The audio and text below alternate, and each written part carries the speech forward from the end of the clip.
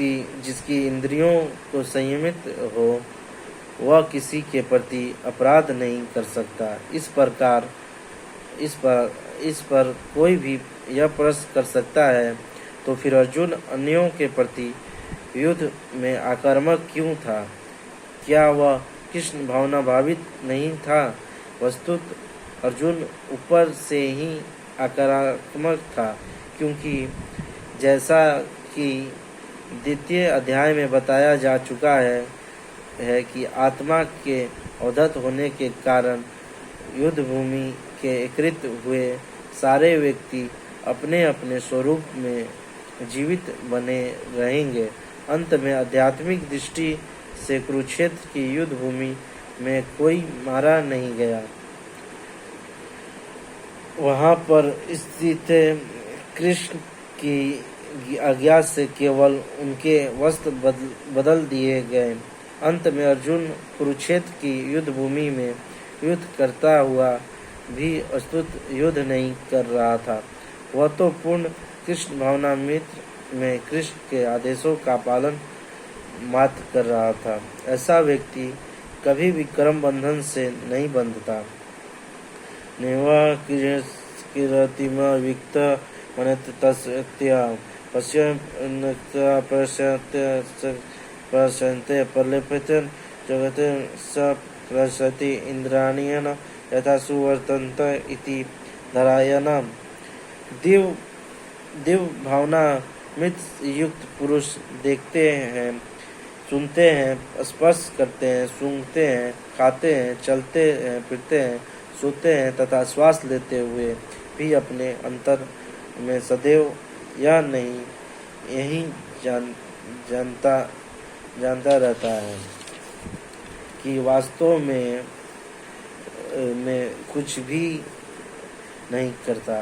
बोलते हैं, त्यागते हैं, ग्रहण करते हैं या आंखें खोलते हैं, बंद करते हुए भी वह यह नहीं जानता रहता कि भौतिक इंद्रियां अपने अपने विषयों में प्रवृत्त हैं और वह इन सबके पृथक है। तात्पर्य, चूंकि कृष्ण भावना भावित व्यक्ति का जीवन शुद्ध होता है, फलत उसे निकट तथा दूरस्थ 5 कारणों कर्ता, कर्म, अधिष्ठान, प्रयास तथा भाग्य पर निर्भर किसी कार्य से कुछ लेना देना नहीं रहता। इसका कारण यही है कि भगवान की दिव्य सेवा में लगा रहता है। यद्यपि ऐसा प्रतीत होता है कि वह अपने शरीर तथा इंद्रियों से कर्म कर रहा है, किंतु वह अपनी वास्तविक स्थिति के प्रति सचेत रहता है, जो आध्यात्मिक व्यवस्था है। भौतिक चेतना में भी इंद्रियां इन तृप्ति में लगी रहती हैं, किंतु कृष्ण भावना मित्र में वह कृष्ण की इंद्रियों की तुष्टि में लगी रहती है। अंत में कृष्ण भावना भावित व्यक्ति सदा मुक्त रहता है, भले ही वह ऊपर से भौतिक कार्यों में लगा हुआ है दिखाई पड़े। देखने में तथा सुनने के कार्यों, ज्ञान इंद्रियों के कर्म में, जबकि चलना, बोलना, मल त्यागना आदि कर्म इंद्रियों के कार्य हैं। कृष्ण भावना मित्र व्यक्ति कभी भी इंद्रियों के कार्यों से प्रभावित नहीं होता। वह भगवत सेवा के अतिरिक्त कोई भी दूसरी कार्य नहीं कर सकता, क्योंकि उसे ज्ञात है कि वह भगवान की शाश्वत दास है। ब्रह्मधारणाय कर्माण्य संख्य युक्ता करोति या लिप्ते नाना पापनेन प्रधापविमस्या। जो व्यक्ति कर्म फलों को परमेश्वर को समर्पित करके आसक्ति रहित होकर अपना कर्म करता है, वह पाप कर्मों से उसी प्रकार अप्रभावित रहता है जिस प्रकार कर्म पत्र जल से अस्पृत रहता है। तात्पर्य, यहाँ पर ब्राह्मण का अर्थ है है कृष्ण भावनामृत में है। यह भौतिक जगत के प्रकृति के तीनों गुणों के समर अभिव्यक्ति हैं, जिसे प्रधान की संज्ञा दी जाती है। वेद मंत्र स्वर होता ब्रह्मा मूर्ता उपनिषद तस्माद् एतत् ब्रह्मा नाम रूप मंत्र च जायते। मुंडक उपनिषद में तथा भगवद गीता में मम योनो ब्रह्मा से प्रकट की है कि जगत के प्रत्येक वस्तु ब्रह्मा की अभिव्यक्तियों हैं और यद्यपि कार्य भिन्न भिन्न रूप में प्रकट होते हुए हैं,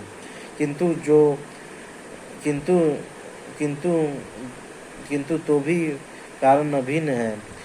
ईसा उपनिषद में कहा गया है कि सारी वस्तुएं परम ब्रह्मा या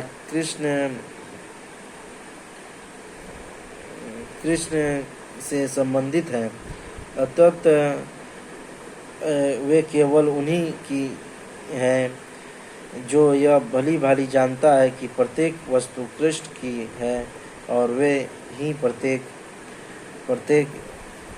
वस्तु के स्वामी हैं।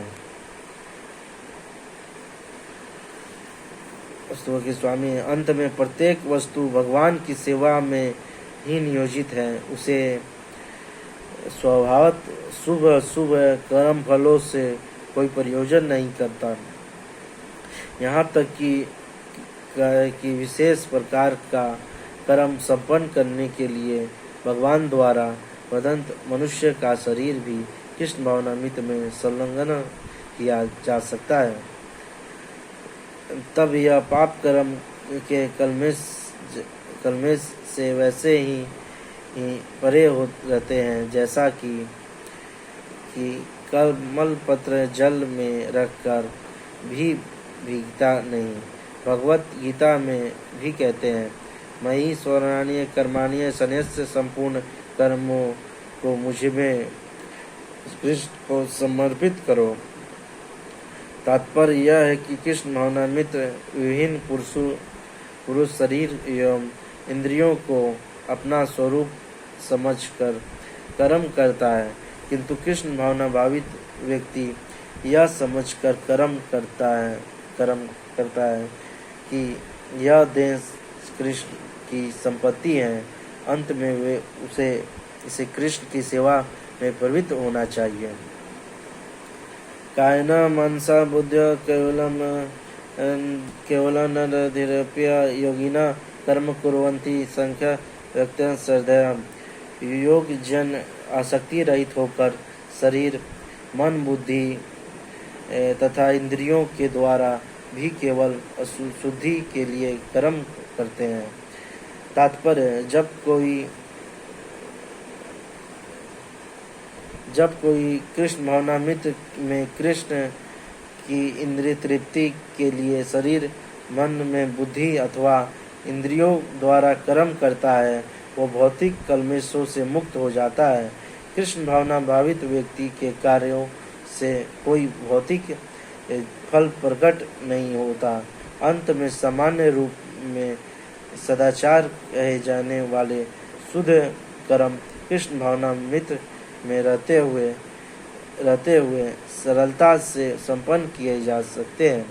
श्रील रूप गोस्वामी ने भक्ति समृत में सिंधु में इसका वर्णन इस प्रकार से किया है।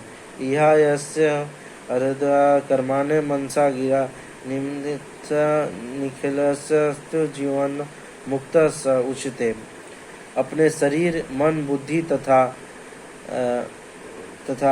वाणी से कृष्ण भावनामृत में कर्म करता हुआ कृष्ण सेवा में व्यक्ति इस संसार में भी मुक्त रहता है, भले ही वह तथा कथित अनेकान भक्तिक कार्यकल्पों में व्यस्त क्यों न रहे। उसमें अहंकार नहीं रहता, क्योंकि वह इसमें विश्वास नहीं रखता कि वह भौतिक शरीर है अथवा यह शरीर उसका है। वह जानता है कि वह शरीर नहीं है और ना ही यह शरीर उसका है, वह स्वयं ही कृष्ण का है और उसका यह शरीर भी कृष्ण की संपत्ति है। जब वह शरीर मन बुद्धि वाणी जीवन में संपत्ति आदि से उत्पन्न प्रत्येक वस्तुओं को भी जो भी उसके अधिकार में है कृष्ण की सेवा में लगाता है, तो वह तुरंत ही कृष्ण से जुड़ जाता है। वह कृष्ण से एकक रूप हो जाता है और उसे अहंकार से रहित होता है, जिसके कारण मनुष्य सोचता है कि मैं शरीर हूँ। यह कृष्ण भावनामृत की पूर्णता है। युक्त कर्म फल तत्व शांति मत निष्ठि कीमा अविक्त कम करना फल सकता निबते निस्स्थल भक्त शुद्ध शांति प्राप्त करता है, क्योंकि वह समस्त कर्म फल मुझमें अर्पित कर देता है। किंतु जो व्यक्ति भगवान से युक्त नहीं है और अपने श्रम का फल कामी है, वह बंध जाता है। तात्पर्य: एक कृष्ण भावना भावित व्यक्ति तथा एक देहात्मक बुद्धि वाले व्यक्तियों में यह अंतर है कि पहला तो कृष्ण के प्रति आसक्त रहता है, जबकि दूसरा अपने कर्मों के फलों के प्रति आसक्त रहता है। जो व्यक्ति कृष्ण के प्रति आसक्त रहकर उन्हीं के लिए कर्म करता है, वह निश्चित ही मुक्त पुरुष है और उसे अपने कर्म फलों की कोई चिंता नहीं होती। भागवत में किसी कर्म के फल की चिंता का कारण परम सत्य के ज्ञान के बिना दैत्य भाव में रहकर कर्म करना बताया गया है। कृष्ण श्री भगवान है कृष्ण भावनामृत में कोई दैत्य नहीं रहता। जो कुछ विद्यमान है वह कृष्ण की शक्ति का प्रतिफल है और कृष्ण स्वर मंगल में है। अंत में कृष्ण भावनामृत मित्र में संपन्न सारे कार्य परम पद पर है। वे दिव्य होते हैं और उनका कोई भौतिक प्रभाव नहीं पड़ता। इस प्रकार कृष्ण भावनामृत में जीव शांति पूरित रहता है, किंतु जो इन तृप्ति के लिए लाभ के लोभ में फंसा रहता है, उसे शांति नहीं मिल सकती। यही कृष्ण भावनामृत का रहस्य है। यह अनुभूति कि कृष्ण के अतिरिक्त कुछ भी नहीं है, शांति तथा अभय का पद है। स्वर्कर्मण्ये मनसा संन्यासी असु सुखवंशी नौ धैर्य पूरे देह्यंस्नर कुर्वत कारणा।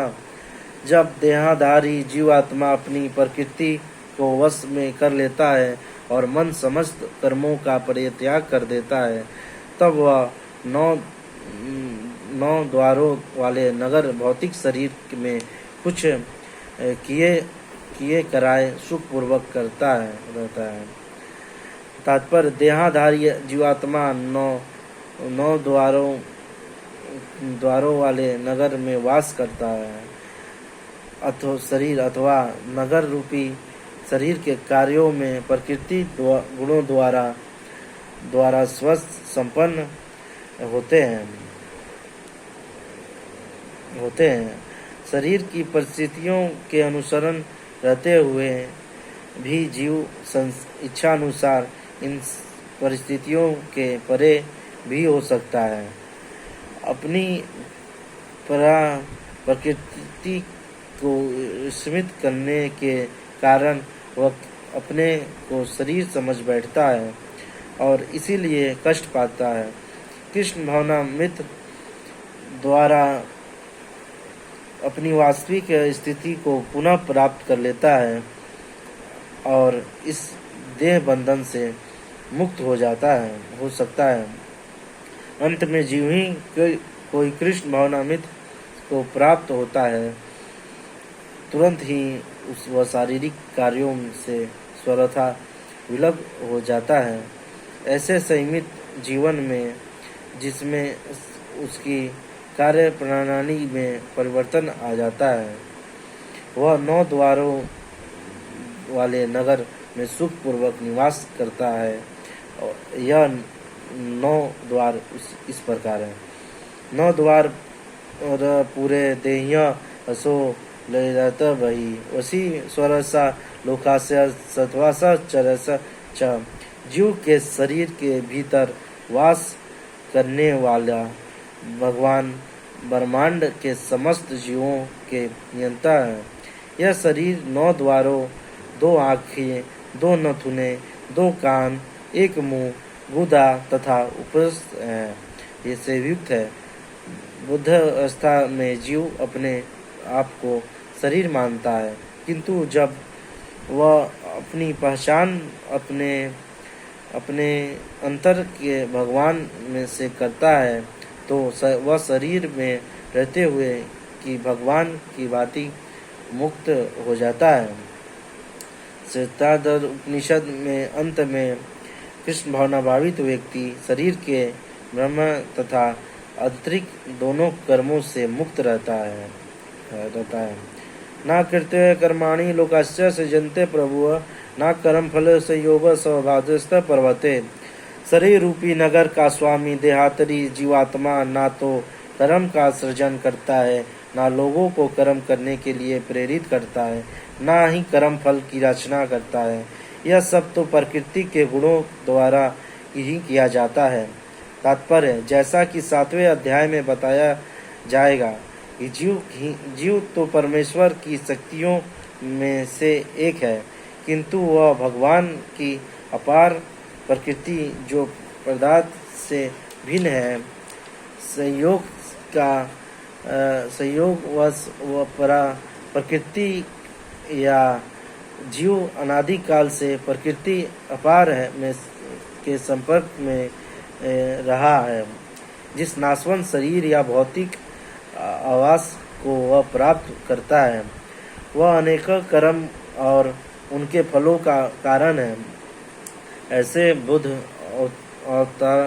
वातावरण में रहते हुए मनुष्य अपने आप को अज्ञान व शरीर मानकर शरीर के कर्म फलों का भोग करता है। अनंत काल से उपर्जित यह अज्ञान ही शारीरिक दुख का कारण है।